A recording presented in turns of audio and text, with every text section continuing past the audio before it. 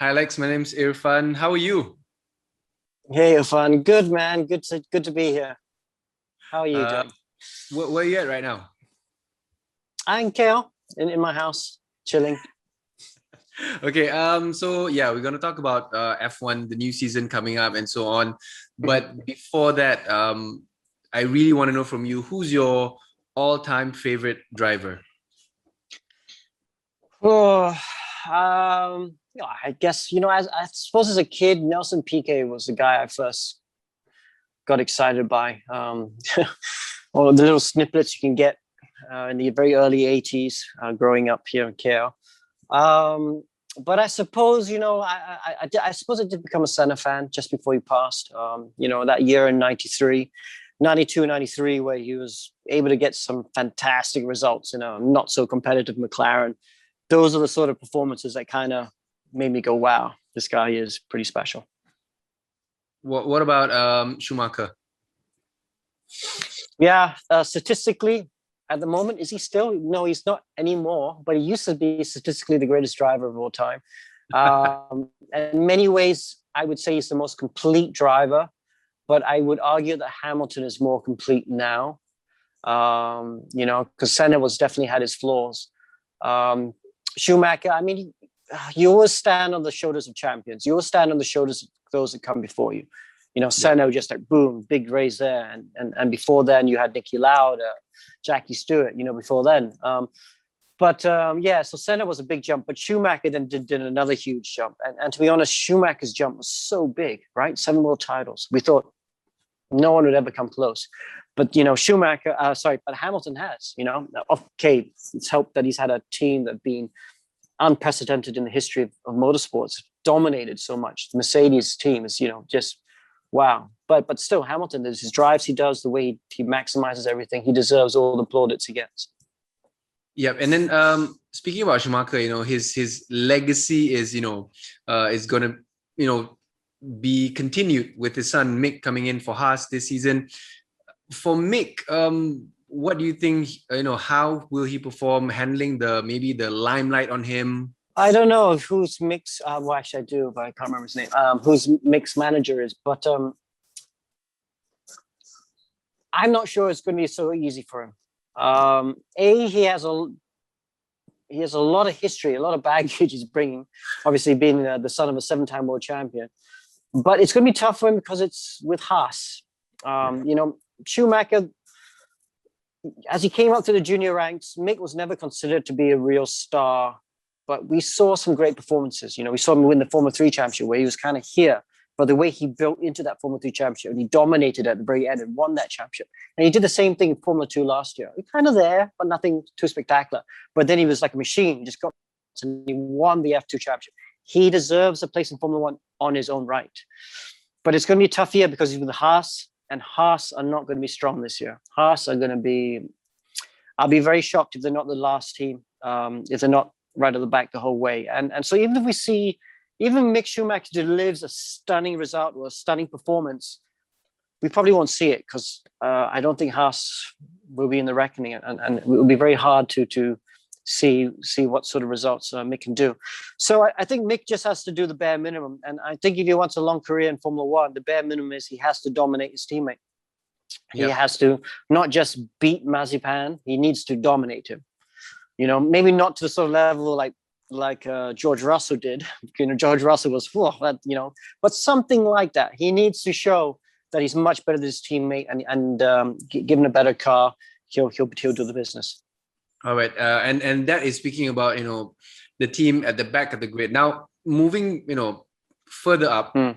you have the McLaren, you have the Red Bull, and with these two, Hamilton, Bottas, and Max.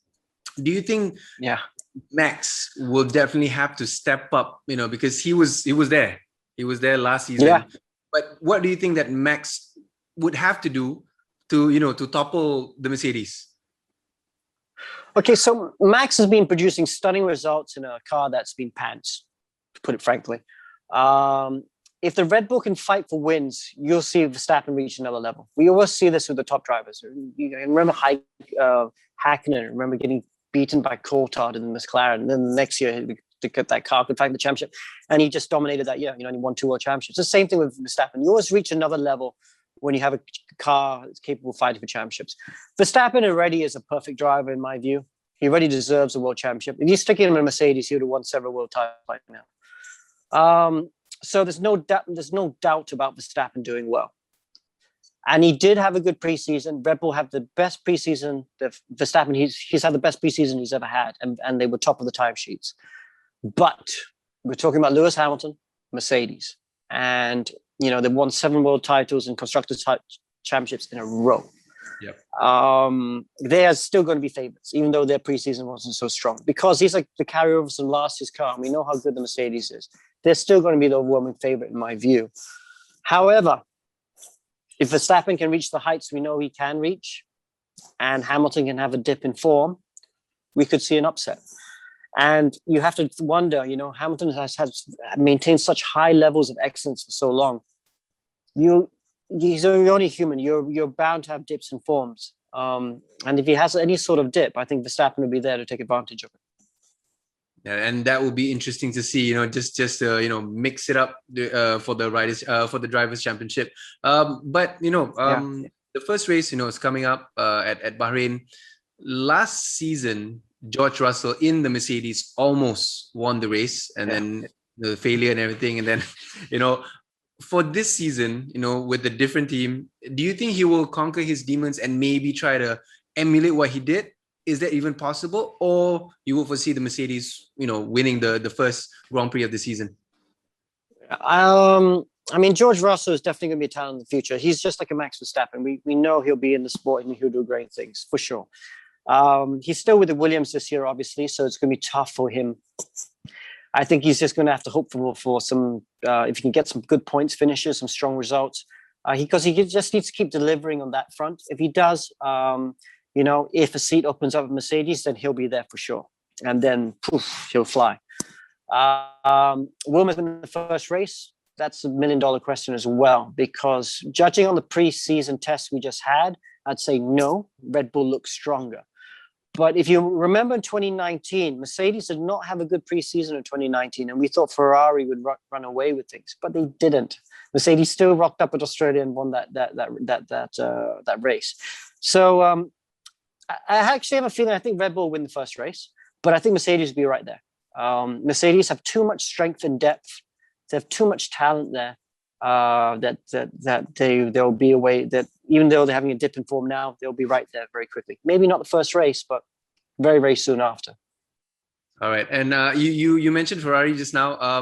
New partnership, Leclerc and Sainz. How excited are you with that partnership?